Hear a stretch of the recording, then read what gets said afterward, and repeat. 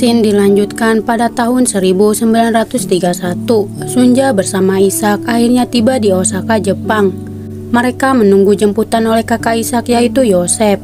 Serta ia juga pertama kalinya mengenalkan Sunja pada Yosef.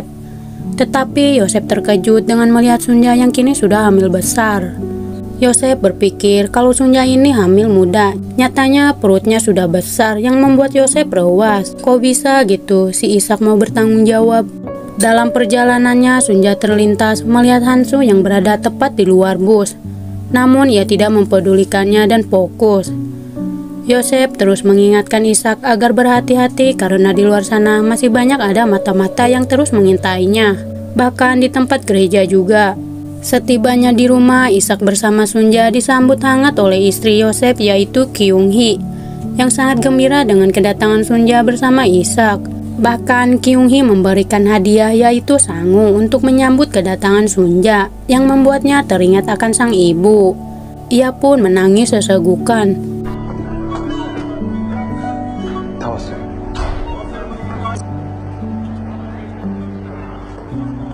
Scene beralih pada tahun 1989 di era modern. Tepatnya Mbak Sunja bersama Mojasu pergi jalan-jalan ke pasar ikan untuk mengobati rasa rindunya saat masih remaja ketika di Busan, yang suka pergi belanja ke pasar ikan, serta mengingat saat ia berumur 7 tahun mampu menangkap ikan abalon yang sangat gede, hingga membeli cumi kering untuk mengobati rasa rindunya terhadap kampung kelahirannya.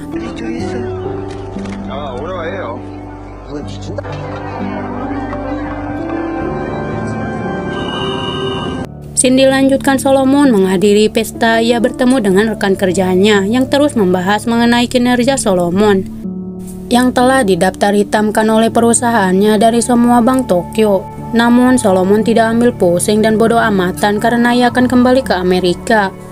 Rekan kerja Solomon terus mengingatkan pada Solomon agar tidak terlalu percaya terhadap Pak Tom yang telah melakukan penyimpangan uang serta aset-aset yang sewaktu-waktu akan memecat Solomon.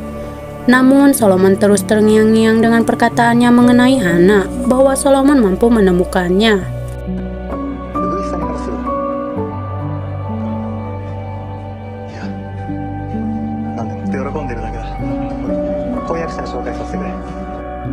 Scene kembali pada tahun 1931. Kyung-hee bersama Yosef tidak setuju dengan pernikahan sang adik. Bahkan Yosef kugurutu dengan jalan pikiran yang diambil sang adik yang telah menikahi gadis hamil duluan.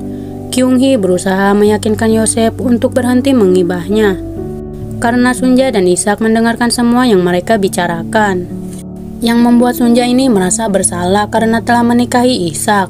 Tapi ia tidak bisa berbuat apa-apa mengenai masalah tersebut.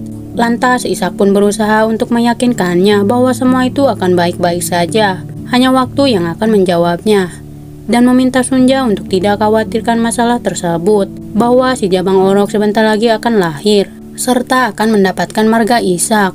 Perlahan tapi pasti, Ishak terus mendekati Sunja, sehingga membuat keduanya menjadi sangat dekat satu sama lain. Tiba-tiba,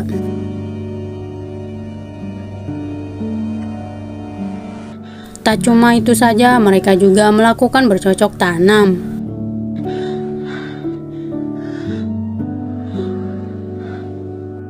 Satu bulan kemudian, Sunja terus kesiangan semenjak ia tinggal di Osaka, yang membuat Sunja merasa tidak enakan terhadap Kyung-hee yang selalu beres-beres rumah sendirian.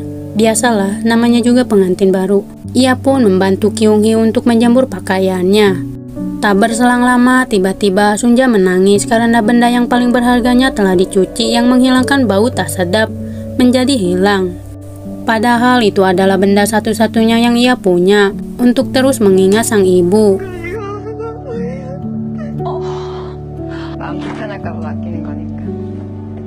Saat di sore harinya, Sunja bersama Kyung-hee tiba-tiba didatangi rentenir untuk menagih hutang Yosef yang ternyata telah meminjam duit untuk biaya tambahan pernikahan sang adik. Kemudian Sunja pun dengan sangat tegas bahwa ia akan melunasinya. Rupanya Sunja akan berniat menjual jam pemberian dari Hansu saat masih merajut kasih. Namun Kyung-hee kurang menyetujui saran tersebut karena ia tidak ingin menjual hadiah pemberian ibunya. Sunja tidak berkata jujur mengenai jam tersebut. Ia hanya mengatakan hadiah dari sang ibu. Tidak ada pilihan bagi keduanya untuk menjual jam tersebut agar terbebas dari rentenir.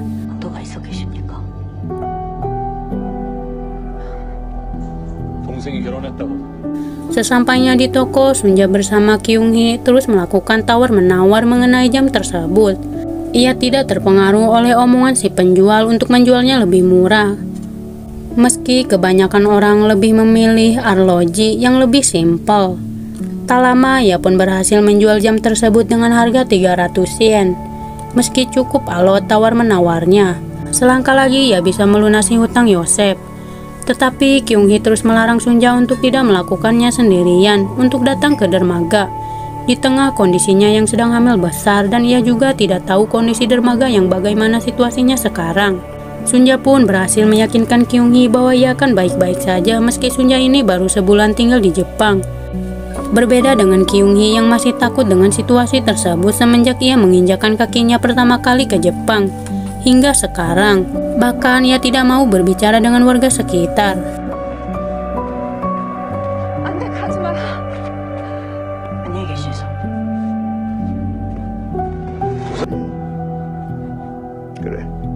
Singkat waktu, Mas Sunja pun menaburkan abu ke laut setelah sekian lamanya. Kedatangannya ke Korea adalah untuk mencari makam sang bapak yang kini sudah menjadi tempat lahan parkiran. Karena zaman sudah berubah, Mas Sunja bersama Mojasu terus mencari informasi mengenai kuburan sang bapak. Ia meminta bantuan ibu ini untuk mencari informasi tentang kuburan bapaknya, yang kini menjadi lahan parkiran. Dan ternyata kuburannya sang bapak sudah dipindahkan ke tempat pemakaman atas permintaan seseorang yang mungkin dikenal Mas Sunja, yaitu Shinboki, yang dulu bekerja di pondok ibunya. Tak berselang lama, ia pun datang ke rumah Shinboki untuk menanyakannya. Tetapi Shinboki memiliki banyak perubahan sama sepertinya. Kerinduan Mas Sunja akhirnya terobati dengan Emak Boki yang masih hidup. Tak lama, Emak Boki pun menceritakan setelah Emak Sunja pergi meninggalkan ibunya. Emak Boki dan Dong-hee telah melancong untuk bekerja di tempat lain setelah seseorang mengajak mereka bekerja di pabrik.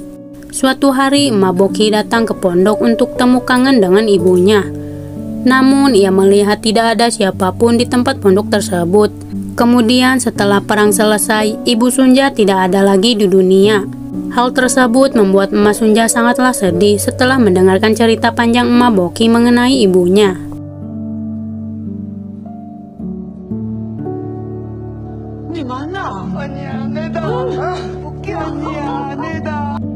Singkat cerita, Solomon pun mencari Hana di tempat yang dimaksudkan oleh rekan kerjanya. Setelah bertanya-tanya, ia tidak mendapatkan hasil memuaskan mengenai Hana. Namun, dalam pencariannya ia bertemu dengan Pak Haruki, yang dulu adalah sahabat bapaknya. Lantas, Pak Haruki pun mengajak Solomon untuk datang ke rumahnya, serta mengenalkannya pada keluarganya, yang sangat harmonis, hidup sederhana. Ditambah kedatangan Solomon yang membuat mereka semua gembira.